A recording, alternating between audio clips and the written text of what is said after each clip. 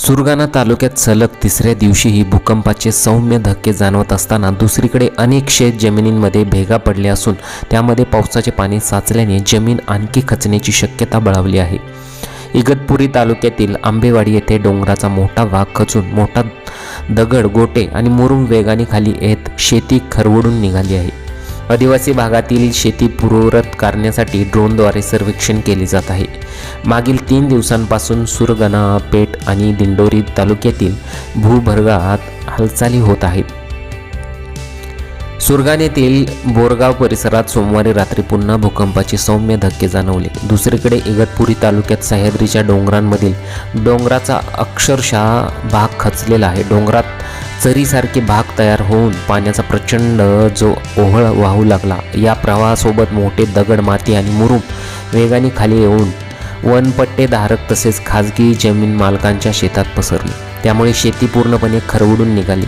भूकंपाचे धक्के बसलेल्या सुरगाणा परिसरातील घटना आणि इगतपुरीमधील डोंगर खचण्याच्या घटनेचा थेट संबंध नसला तरी दोन्ही ठिकाणी भूगर्भातील हालचालींचा सामना धागासमोर येत आहे। विशेष म्हणजे हे दोन्ही भाग मुसळधार पावसाच्या पट्ट्यात आहेत।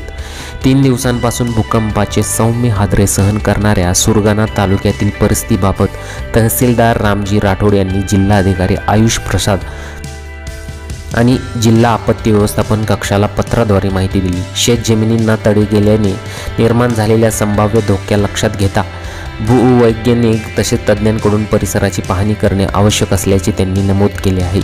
सुरगाणा तालुक्यातील सराड येथे मुलींच्या वसतिगृहाच्या भिंतींना तडे गेले आहेत। चिखली येथे जमिनीचा चिरात व तडे पडल्याच्या पाहणीत आढळले आहे।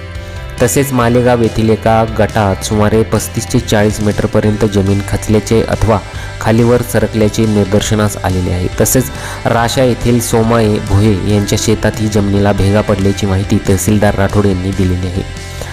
इगतपुरीतील घटनेची माहिती तहसीलदार अभिजित बारकर यांनी प्रशासनाला दिलेली आहे। त्यांनी आंबेवाडी परिसराची पाहणी केली। या ठिकाणी सह्याद्रीच्या डोंगरांमधील डोंगराचा मोठा भाग खचलेला स्पष्टपणे ड्रोनमध्ये दिसत आहे।